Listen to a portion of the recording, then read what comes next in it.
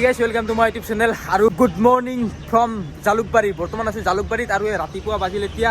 5:48 গৈ আছো ঘৰত ৰাতিপুৱা পৰ হোৱাই নাই ভালকৈ ঘৰত গৈ আছো সাইডক ভিতৰতে হৈ গ'ল তো এইখনে ৰাতিপুৱা 5টা বজাৰ জালুকবাৰী আৰু এতিয়া আম কিনি ৰব 200 মানৰ আম কিনি ঘৰত লৈ যাও ৰাতিপুৱাৰ ব্ৰেকফাষ্ট চাহ খাই ললো বাইদেউজনীৰ পৰা এতিয়া চাহ খাই বলক ভিডিওটো আৰম্ভ কৰো বল গাড়ী ষ্টাৰ্ট দি কি চাই আছা তাড়াতাড়ি বেগটো লও মই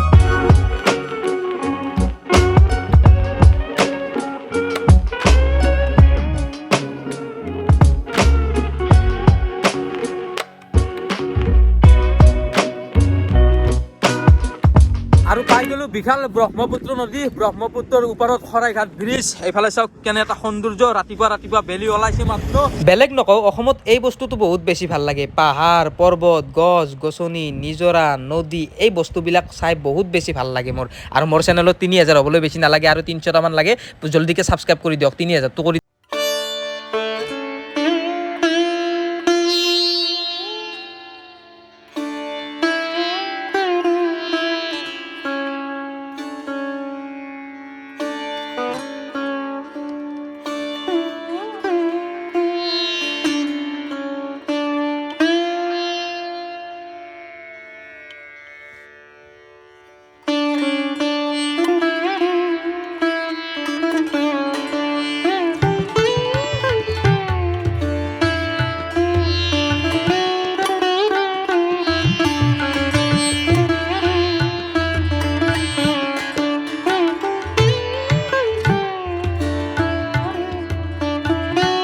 এইবালো ইয়াৰ পৰা আমাৰ ঘৰ মাত্ৰ 5 কিলোমিটাৰ তো ইয়াতে ৰখিলো অলপ ডাক চলি আছে ডাকৰ পৰা মাছ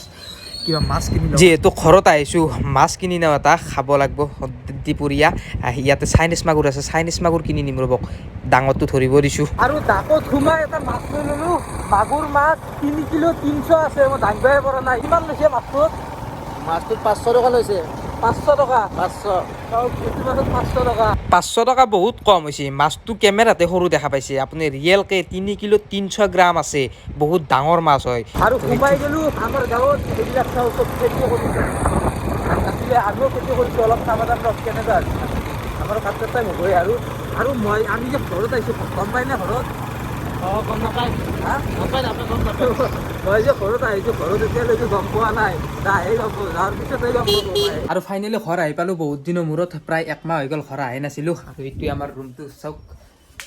আৰু বৰ্তমান মই আছো পথাৰত আৰু ইয়াতে এইবিলাক যিমান দেখা পাই আছো চব ধানৰ খেতি হয় ইয়াৰে মাজতে আমিও কৰিছো অলপ আৰে বিঘা কৰিছো আমি আৰু এই আলিটোৰ পৰা এইফালে এখানে আমাৰ খেতি সেই আগলৈকে যিমান দেখা পাই আছে চব এখানে আমাৰ খেতি আৰু এইফালেও আছে সেই আলিটো যি দেখা পাইছে ই আগত সেই আলিটোৰ পৰা এইটো চাইডে গতে আমাৰ খেতি এই আগৰ আলিটোলৈকে আৰু বেছি দিন নাই 12 দিন মান গলে কাটবা পাৰা হ'ব এইবিলাক চব পকছি অলপ ভালে দাদাহঁতে ধান কাটি আছে ও বিংকুল দা ধান কাটি আছা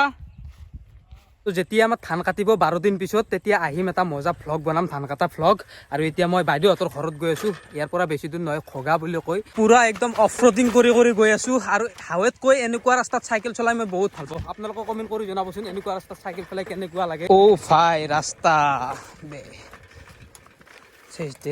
আমি সৰুৰ পৰা এই আলিতে চাইকেল চলাই ডাঙৰ হৈছো সৰুতে এইবোৰ ফিচাৰীক বৰশী পাতিবলৈ আহিছিলো দিনটো বৰশী পাতি ৰ'দৰ তাপত গধূলি মাছ বিক্ৰী কৰি তাকো বেছি টকাও নাপাওঁ 60 টকা 70 টকা 50 টকা তেনেকুৱা আগতে সেই 60 টকা 70 টকাটো বহুত আছিল আমাৰ কাৰণে এতিয়াহে অলপমান সেই হ'ল তো আমাৰ ল'ৰা মানুহৰ জীৱন কেতিয়াবা ভাবো মই আজি মই গুৱাহাটীৰ পৰা আহিছো আৰু এতিয়া যাব লাগিব 3টা মান বজাত আপোনালোকে বেলেগত আলহী খাব যায় কিন্তু আমি নিজৰ ঘৰত আলহী খাবা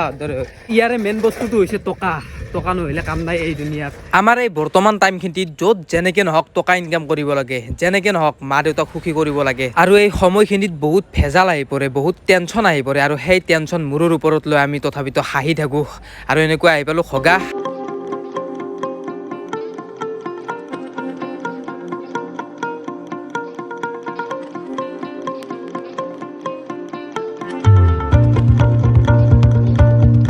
তো বাইদেউহঁতৰ ঘৰ আহি পালো এতিয়া ভিতৰত সোমাই যাম ভাগিন আছে ৰ'ব ভাগিন অ ভাই ক'ত ভাগিন ক'ত হা যা লৈ আহ আৰু এইফালে ভাগিনে আহি গ'ল ক'ত গৈছিলি জেঠীমাতে গৈছিলি অ হা তই এতিয়াৰ পৰা ওলাই থাকো মই যাওঁ দে